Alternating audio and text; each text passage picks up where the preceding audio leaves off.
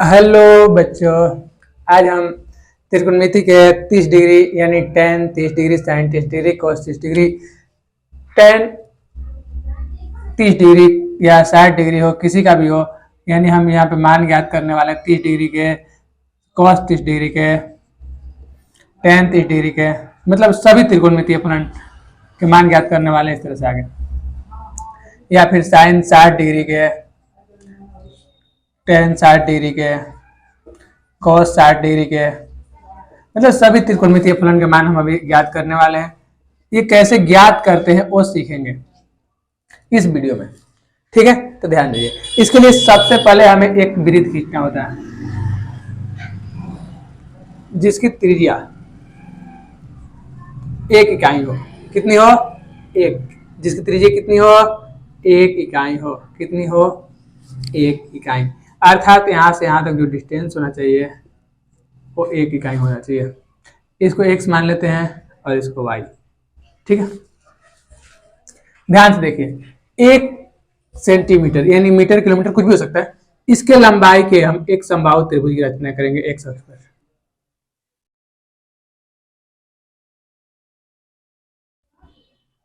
एक समबाहु त्रिभुज की रचना, समबाहु त्रिभुज, समबाहु त्रिभुज, इसका मान हम O देते हैं और ये A है और ये B है।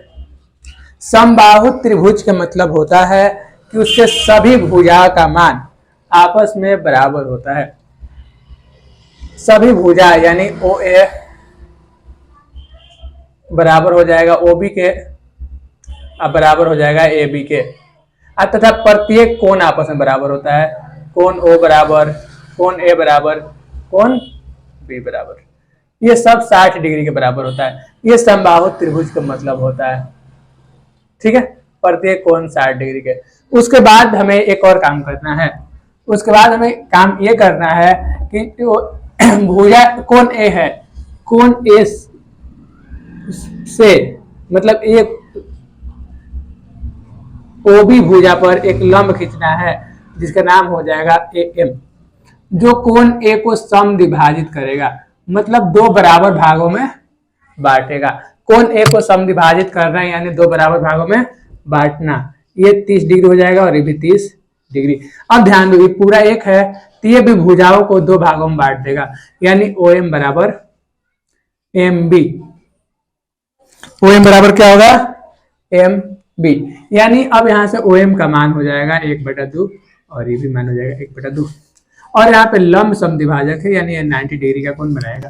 अब ये हमारा हो गया 90 के सामने का भुजा कर्ण, और ये भुजा का मान हमें निकालना है AM का मान।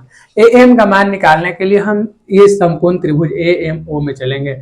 समकोण त्रिभुज AMO में ये एक समकोण त्रिभुज है, तो इसमें हम जो लंब का जो मान निकालते हैं वो होता है फॉर्मूला रूट अंडर में कर्ण के स्क्वायर माइनस आधार के स्क्वायर। तो कर्ण का मान यहाँ पे AO है यानी 1 के स्क्वायर माइनस 1/2 के स्क्वायर, ये है हमारा आधार।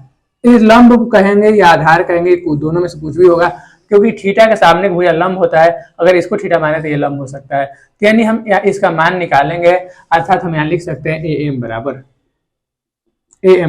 कर्ण स्क्वायर माइनस 1/2। अगर हम AM का मान इस तरह हल करें तो हल करने के बाद आएगा 1 माइनस 1/4, यानी लघुत्तम लेंगे तो बटा में आएगा 4 और यहाँ पे 4 माइनस 1 यानी √3/2। ये आ जाएगा √3/2। ये आया हमारा AM भुजा के लंबाई। अब यहाँ से हम कुछ त्रिकोणमितीय फलन के परिभाषा यानी त्रिकोणमिति के परिभाषा का यूज करेंगे। त्रिकोणमिति का परिभाषा से जो फॉर्मूला होता है साइन थीटा बराबर, साइन थीटा बराबर क्या फॉर्मूला होता है? तो सबसे पहले हम बात करेंगे 30 डिग्री के मान के लिए। तो 30 डिग्री के मान के लिए ये हमारा थीटा है। अभी हम 60 डिग्री को भूल जाएंगे। तो थीटा के सामने का भुजा होता है लंब, यानी साइन थीटा बराबर जो फॉर्मूला होता है वो होता है लंब बटे कर्ण। क्या होता है? लंब बटे कर्ण। ये साइन थीटा बराबर फॉर्मूला होता है, तो हम इसका यूज करेंगे। तो साइन 30 डिग्री यानी लंब ये हो गया, कर्ण ये हो गया, यानी 1/2 बटा में 1। तो साइन 30 का मान होता है 1/2। ओके, ठीक है सब कुछ। चलिए आगे देखते हैं। उसके बाद कॉस, तो कॉस थीटा बराबर फॉर्मूला होता है आधार बटे कर्ण। आधार का मान है √3/2, ये लंब हो गया अभी फिलहाल, तो यही आधार होगा क्योंकि कर्ण तो ये है, तो ये आधार हो गया। तो आधार बटे कर्ण यानी √3/2 बटा में 1, यानी आंसर आएगा √3/2। कोई दिक्कत यहाँ तक? बिल्कुल नहीं होना चाहिए। cos थीटा बराबर क्या फॉर्मूला होता है? आधार बटा कर्ण। उसके बाद हम tan थीटा बराबर, तो tan थीटा बराबर हम फॉर्मूला पढ़े हैं sin थीटा बटा cos थीटा, ये हम इससे पहले वाले वीडियो में बता चुके हैं। तो tan बराबर sin बटा cos, यानी sin का मान 1/2, cos का मान √3/2। तो यहाँ पे 1/2 और √3/2 लिख सकते हो, 2 से 2 कट गया, तो आ जाएगा 1/√3। क्या आप लोगों ने नहीं रटा है कि sin 30 का मान 1/√3 होता है? सब ने रटा होगा, बिल्कुल, और रटना पड़ता भी है। तो फिलहाल हमें यहाँ रटने की कोई जरूरत नहीं है, हम इसको आसानी से निकाल सकते हैं। tan का तो निकल गया सर, sin का निकल गया cos। अब आप बता दीजिए sec 30 का मान कैसे निकलेगा? तो sec 30 का बहुत ही आसान है, cos को उल्टा होता है sec, तो इसको उल्टा कर दीजिए। cos को उल्टा क्या होता है? sec, तो आ जाएगा 2/√3। sin को उल्टा क्या होता है? cosec, COSEC।